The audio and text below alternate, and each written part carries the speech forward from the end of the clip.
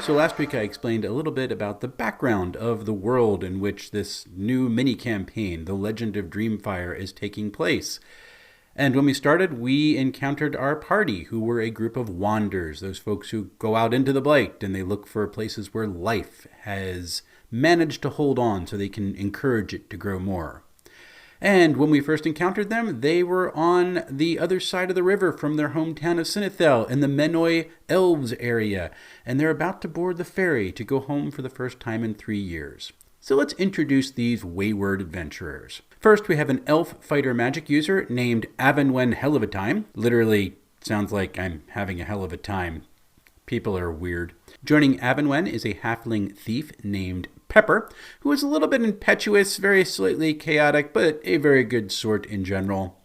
And the de facto head of this trio of wanders is a cleric dwarf named Ingva Finsdatter. And Ingva is a very serious-minded, very confident, but focused individual who trusts her companions implicitly, but also doesn't have a whole lot of time for their antics, which comes into play very quickly in this adventure. So the story begins with them literally on the docks, ready to cross the Sara River and head home to Cinnithel, where they can celebrate the lighting of the Dreamfire and enjoy really civilization for the first time in 3 years. But they're in the Menoi lands, and as I mentioned last week, the Menoi elves are not very friendly with the restoration. They think the work they're doing is going to wake up the sleeper and cause the downfall and destruction of the world. And if they're not friendly with the restoration, they're really not fond of wanders. They call them Blight walkers. And so as they're about to board, an elf guard walks up to the trio of wanders and just looks at them and sneers, "You're Blight wanders, aren't you?" And the elf very snootily goes, "Well, if I had my way, you wouldn't be allowed in our lands at all," and just kind of wanders off and tells them to get on the ferry. Now, this is an interesting circumstance because my intention for this adventure was to have the party get on the ferry, say you have a nice little short sea voyage, and you get home and let's get started with the adventure. That doesn't happen, because as soon as the elf is very snooty, Pepper decides, you know what, I don't like these people. Let's go to the market and steal something, because I'm a thief, and that's apparently what we're going to do. And the other folks are looking around going, we don't have time for this. We have to get on the ferry. If we miss the boat, we're going to have to wait for the next boat. Let's just go. So Ingva finally convinces Pepper that, no, we're not going to the market to steal something right now, no matter how much they deserve it. We're going to get on the ferry, and we're going to go home, because that's what we're here to do. Pepper kind of pouts and stomps her feet and says, well, fine, but if I can't steal something here, I'm going to steal something on the boat. Pepper's been out of civilization for a little while. She doesn't really have a good grasp of the niceties of living with people like personal property. And as they're going through this, Ingva's going, stop, I'm not coming home to get into trouble. Let's just go home. Can we please not do this? And Avenwen, wanting to be the peacemaker, says, well, I could make it easier. I could just cast sleep and put someone to sleep, and then Pepper could steal something. And Pepper didn't like that because part of the challenge of stealing something was to do it while the person was awake, so they didn't notice.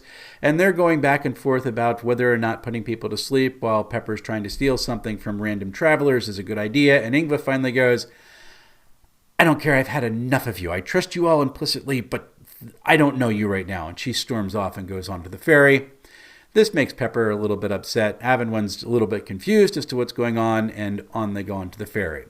So I figure at this point, okay, let's get the ferry, and we're going to get home, and we'll get started with the adventure that I kind of have set out. Again, this is not going to happen. First off, the person who plays Avenwen looks down and goes, well, my elf has a constitution of 8, and so we're on a boat, and I think really maybe he gets seasick. I like this. I like the way that this is going. So I go, fine. Now we're playing basic fantasy RPG, which does not use the old Moldvay Cook basic expert ability checks, which is to roll a d20 and try to roll under your ability score to succeed. But I like to import that in as part of the parts of my game. If there's something that's just natural to your character that doesn't involve an actual skill, we say, yeah, go ahead and roll under your ability score and we'll see what happens. Most of the times I'll just say, yeah, this is what happens. But every now and again, I like to roll dice to see what's going on. So he gets on the boat and he's rolling his dice and he rolls, I think, like a 15, way over his constitution. I'm like, oh yeah, you hurl. And so he's just sick over the side of the boat. Ingva's like, I don't know what's going on. And Pepper's really just enjoying the show. She's looking down and going, wow, there's last night's dinner. Pepper's very chaotic, if I haven't mentioned that already. While this is going on, Pepper decides that she's going to look for her mark. Is there someone on the boat that looks like they're shady? So she's showing that general awareness that I'm just not going to go steal from some rando. It's got to look like somebody who they look like they don't belong or that they're hiding something. Someone who might be a little bit of a threat and they're trying to keep it under wraps, So Pepper kind of looks around. I say, fine, you see at the bow of the ship, you see it looks like to be a young elf who's got her hood up, and she's definitely looking like she doesn't want to be seen. So Pepper sees this young elf and decides, yep, there's my mark. And she walks up and pulls the old trip, fall into the lap type thing. And she's, oh, I'm so sorry. The problem is she's a halfling, and the elf is sitting on a bench, so she really only falls onto her knees. And it's like, oh, I'm so clumsy. This is just rough. And literally looks and can see that she's got a letter in the inside of her cloak and tries to pull it out, but rolls terribly on her pickpocket check. The elf is aware of what's going on. She goes, oh my gosh, this is too rough up here. I'm going downstairs. And she runs down to the lower decks. Pepper's going, wow, this is fishy. I want to see what those letters are. So she follows her down. Meanwhile, Avenwen is still vomiting over the side of the ship, and Ingva is trying to comfort him as best as she can. So Pepper goes downstairs and she tries to find out where this young elf has gone. And again, she sees her. She's now in a crowded room, but she's off into a corner and she's desperately trying to not make eye contact with people. She doesn't want anybody to notice her, which to Pepper makes her feel really noticeable. This time she tries another tactic. She comes up all apologetic and says, oh, I'm so sorry I bumped into you. I just wanted to apologize again. And I saw you were traveling alone. Can I sit with you for a little bit? Do you want some company? And finally the elf looks at her and goes, oh, okay. And then invites her to sit next to her in the room as they travel. And Pepper, being Pepper, just doesn't beat around the bush. She goes, forgive me, but it really looks like to me that you don't want to be seen. And the elf kind of blushes and says, oh, is it that obvious? And, Pepper, being Pepper, kind of lies and goes, oh, no, not really. I just kind of noticed it because I tend to notice these things. And she kind of sighed and goes, well, I don't want my father to find me. And she finds out who this elf is. Her name is Erevan Vanfield. And this is a family that Pepper is aware of. It's one of the more important families among the Menoi elves, and some of the most virulent against allowing the restoration to move through their lands without being checked. And Pepper discovers that this young elf is leaving her home in order to join the restoration. That's kind of a big deal.